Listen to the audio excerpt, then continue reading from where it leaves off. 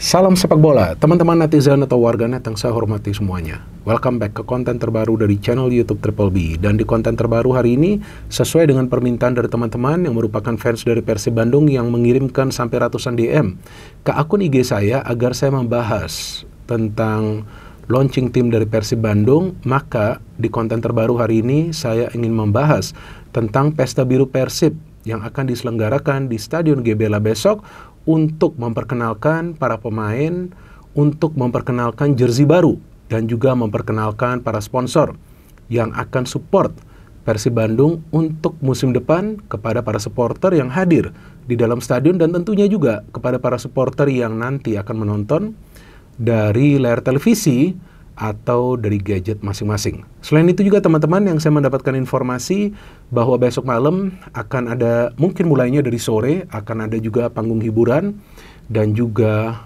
kuliner UMKM. Wah, artinya pesta rakyat nih ya, besok malam ya. Luar biasa ini memang, Persib Bandung sering membuat terobosan-terobosan baru. Yang pertama adalah dalam memperkenalkan pemain-pemain baru, ya kan, dengan berbagai cara. Sampai ada juga perkenalan yang dilakukan di dalam bioskop. Gila, gak pernah menyangka loh saya. Mereka bisa lakukan hal semacam itu. Yang nanti feeling saya juga kemungkinan akan diikuti oleh klub-klub lainnya. Tapi untuk acara launching tim besok, ini menurut saya sangat spesial.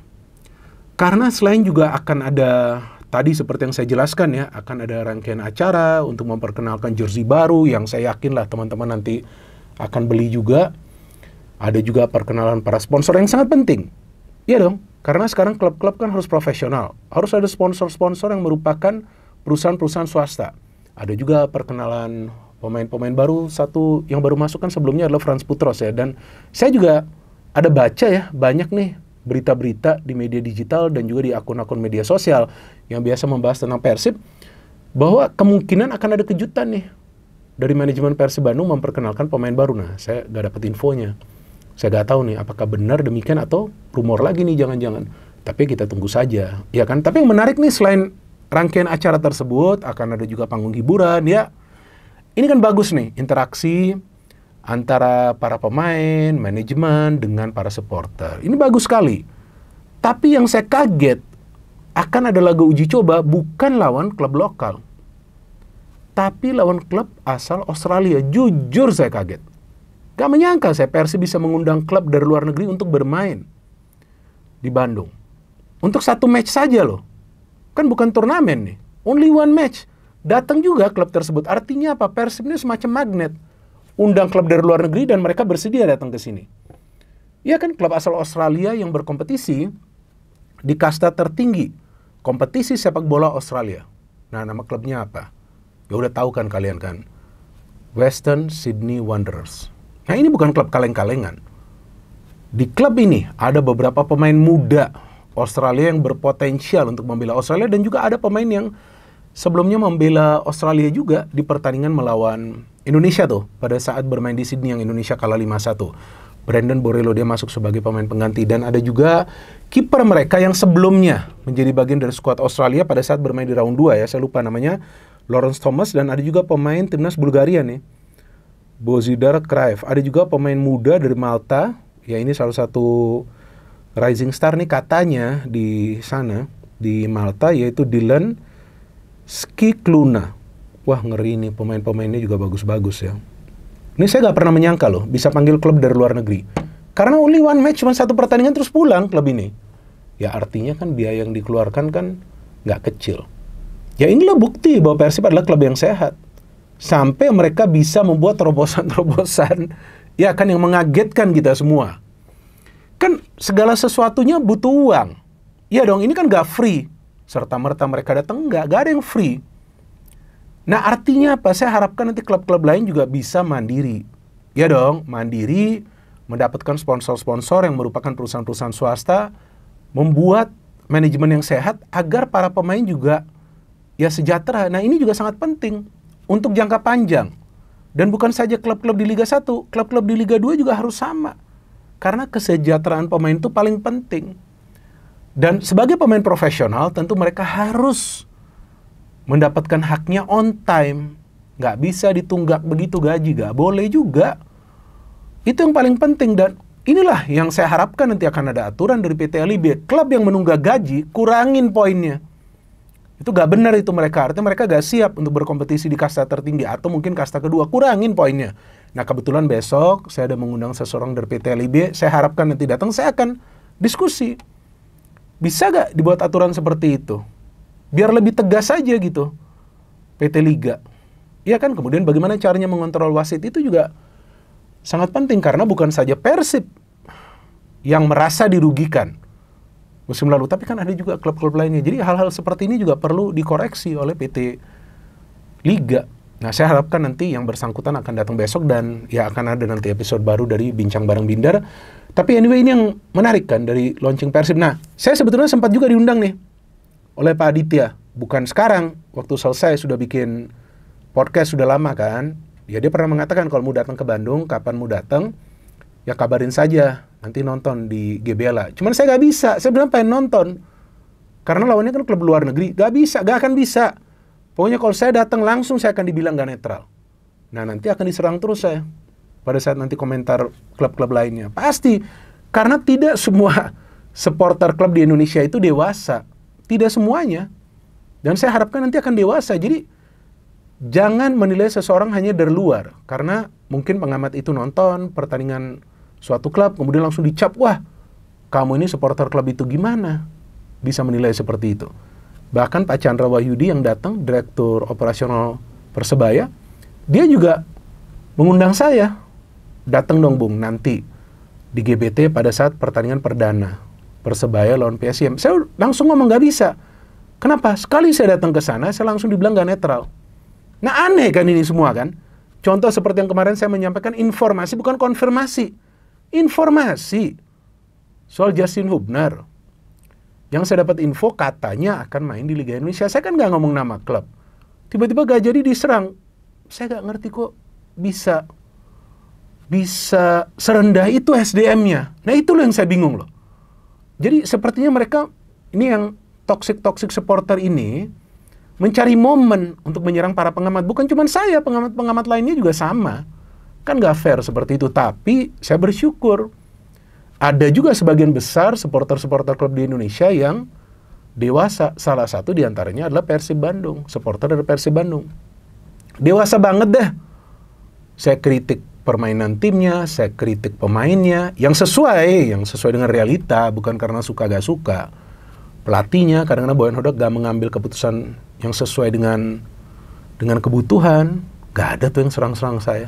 Bahkan kan saya muat tuh di IG story, yang ada yang kirim saya DM, ya silakan Bung tolong, kalau Persib main jelek, kalau memang mainnya bagus, apa yang perlu kita kritik bos?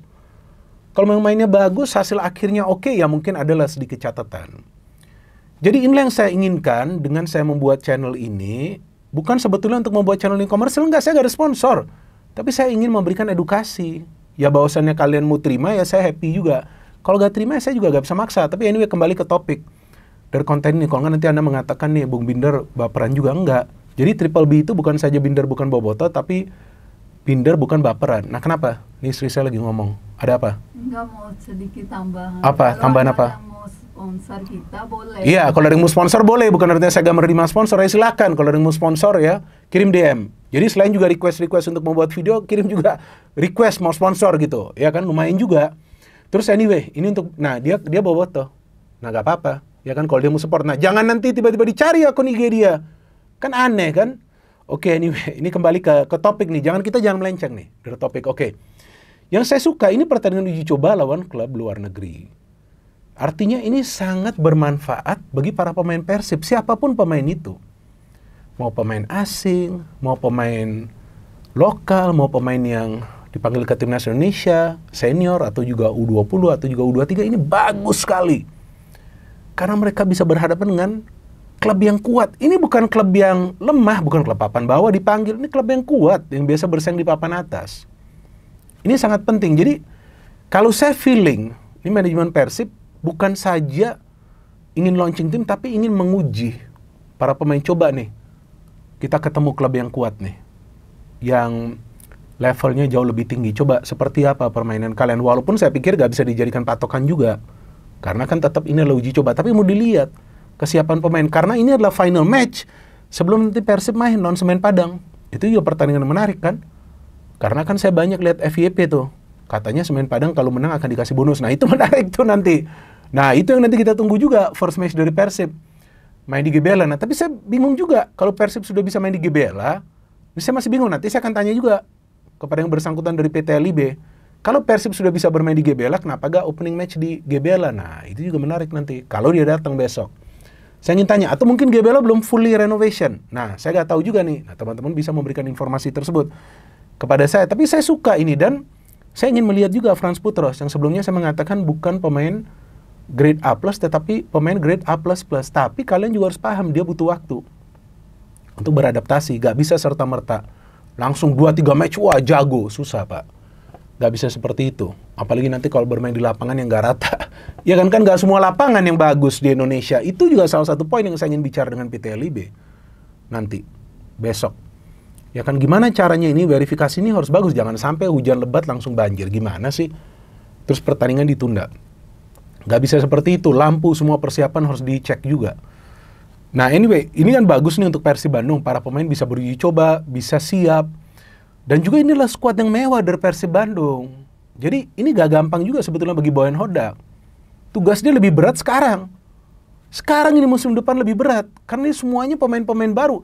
Kalau sebelumnya, ya kurang lebih para pemain sudah memahami karakter masing-masing. Ini berat bagi Boyan Hodak. Jadi kalian sebagai supporter nanti jangan teriak-teriak juga. Gak bisa menang 4-5 match. Wah, Boyan Hodak out, Boyan Hodak out. Jangan seperti itu juga. Ini hanya masukan dari saya. Bukan ada titipan pesan dari manajemen. Sama sekali enggak. Jujur saya gak pernah berkomunikasi lagi dengan Pak Adit. Gak pernah. Nah, jadi ini yang harus kalian jaga. Jadi saya ingin para supporter juga dewasa. Karena ada salah satu mantan pelatih yang sebelumnya melatih Liga 1 menghubungi saya. Dia mengatakan dia gak mau kembali ke Liga 1. Kenapa? 4 match gak menang, semua supporter ribut out. Iya betul, jujur. Gak mau dia kembali. Ya udah itu terserah dia lah. Jadi saya pikir harus dewasa. Kecuali memang 4 pertandingan kalah, nah itu beda lagi. Tapi kalau 4 pertandingan draw, saya pikir masih oke, ya. Terlepas nanti dilihat juga cara bermainnya seperti apa. Jadi saya ingin melihat skuad Persib yang mewah ini bermain besok malam. Dan kebetulan siaran di TV yang bukan biasa saya siaran, jadi saya akan bisa nonton juga. Sebelumnya saya siaran, launching Persebaya, launching Persija bagus. Acara launchingnya jujur bagus sekali, mewah, ada acara lighting, dan mereka bermain semangat, dan pas tuan rumah menang, tapi ini beda. Bedanya karena akan berhadapan dengan klub dari luar negeri. Nah, ini akan membuat pertandingan berjalan menarik seperti pertandingan antar klub Asia. Apalagi Persib akan bermain di kompetisi antar klub Asia ya musim depan. Nah, jadi kita tunggu saja teman-teman acara launching.